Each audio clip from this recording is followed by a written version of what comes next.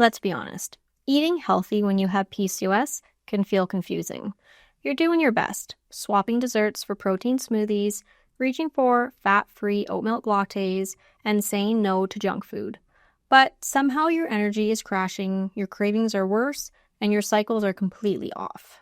Here's the truth that most women never hear.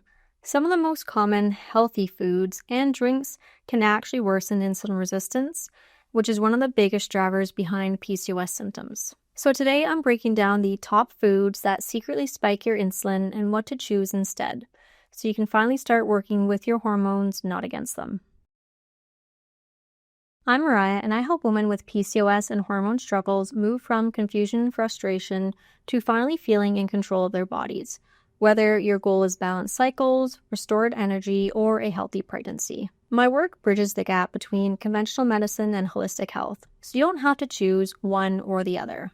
You get a plan that's rooted in science and real-life success stories from women who've completely changed their health from the inside out. So in this video, you'll learn the everyday foods that trigger insulin resistance, even the ones labeled as healthy, what's actually happening inside your body when you eat them, and simple swaps to stabilize blood sugar and support hormone balance. So grab a cup of tea and maybe a notebook, and let's dive in. A few years ago, I was working with a client who had been trying to conceive for almost 2 years. Her lab showed insulin resistance and high testosterone, classic signs of PCOS.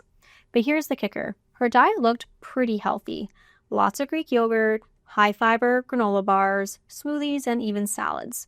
But when we looked closer, nearly everything she was eating was spiking her blood sugar. Once we made a few key swaps, higher protein breakfasts without the added sugars, and cutting back on flavored yogurts and replacing lattes with blood sugar balanced options, her cycle started to be less painful, her body composition improved, and she found out she was able to gain muscle and lose body fat. And then a few months later, she messaged me saying she got her first positive pregnancy test. That's the power of understanding insulin, blood sugar, and food, and that's what I want for you too. So let's start with the obvious one, high sugar foods.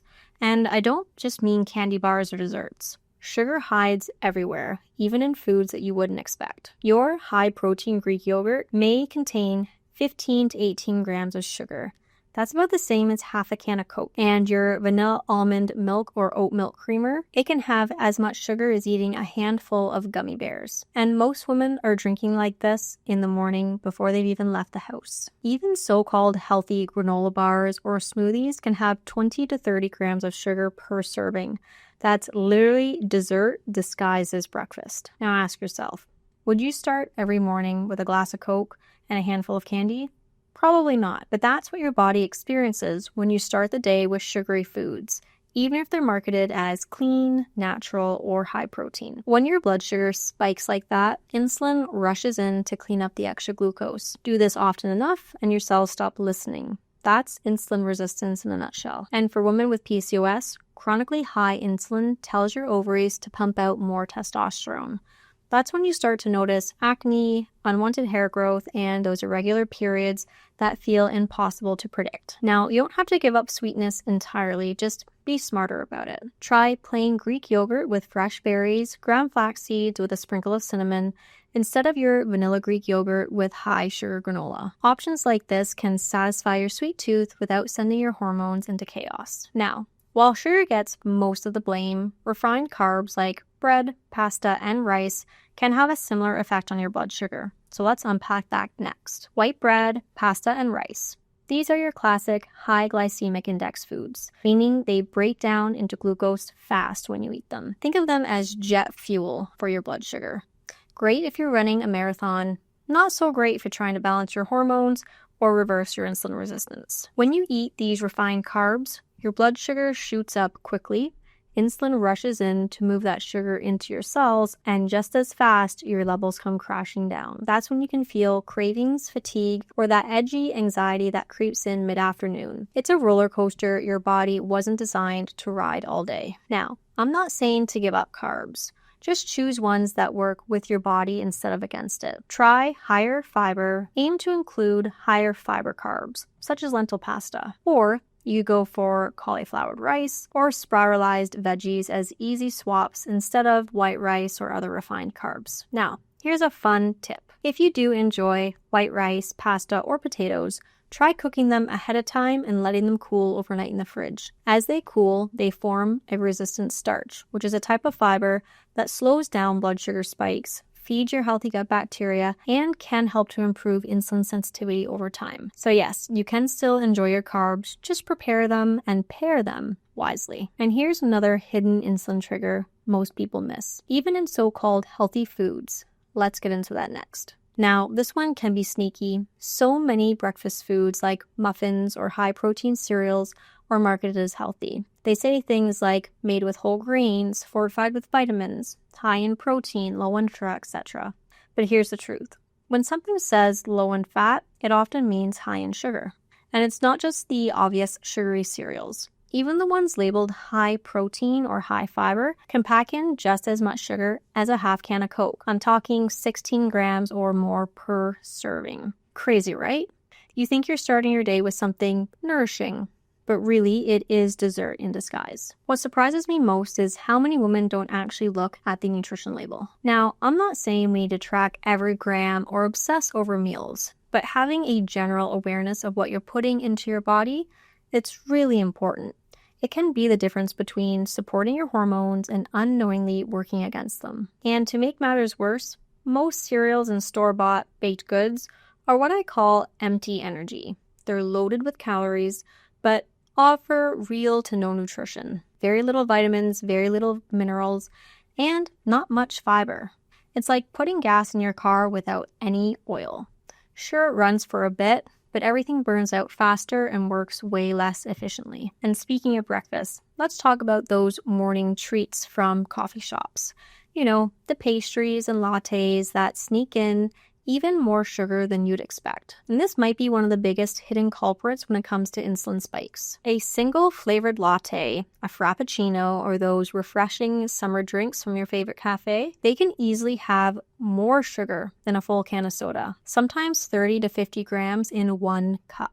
And here's the kicker. Because it's literally liquid sugar, your body absorbs it almost immediately. That triggers a massive insulin surge, followed by that inevitable crash, leaving you craving more sugar, feeling fatigued, and tossing your hormone balance out of whack. Now, you don't have to give up your coffee ritual entirely. You can try simple swaps that make your drink delicious without the sugar overload. I'd recommend starting with an unsweetened almond, coconut, soy, or cow's milk instead of the sweetened versions. Or if you need that flavor boost, consider adding natural flavor, like a dash of cinnamon or a drop of vanilla extract, or even a sprinkle of cocoa. These little tweaks can give you the cozy flavor you love without sending your blood sugar on a roller coaster. Your taste buds and your hormones will thank you. And yes, I know I've been giving pop and soda a hard time in this video, but it's for good reason. It's packed with sugar. And I often get asked, well, what about diet soda? Isn't that better? The short answer is no, not really. Even though diet sodas don't have sugar, research shows that artificial sweeteners can still mess with insulin sensitivity. And they can even alter your gut microbiome, confuse your metabolism, and even make you crave sugar later on. So whether it's a latte, a frappuccino, or diet soda, these drinks can quietly sabotage your insulin and hormone balance if you're not careful. And it's not just sugary beverages. Alcohol, unfortunately, can do the same thing. And here's something most women don't realize. Alcohol hits your liver first, and your liver is a major player in blood sugar regulation.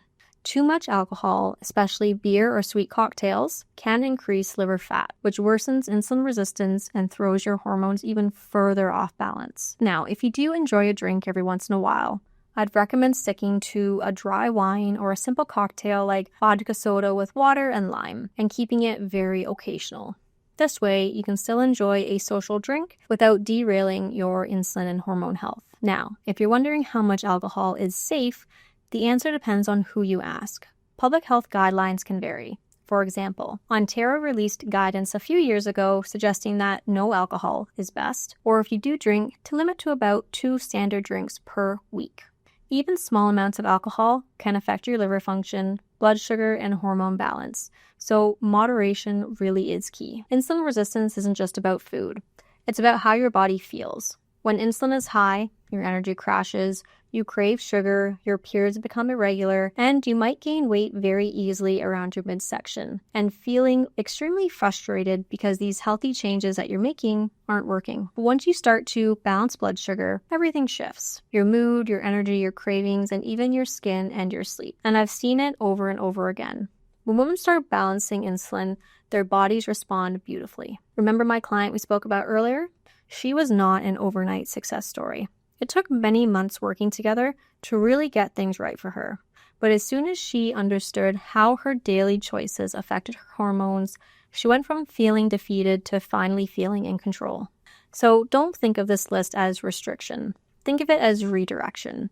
Every food swap is a message to your body. If you found this helpful, stay tuned for my next video where I talk about foods that are most helpful for insulin resistance. And before you go, comment below and tell me, which of these foods surprised you the most? Was it your morning latte or maybe your high-protein Greek yogurt? I can't wait to hear. See you in the next video.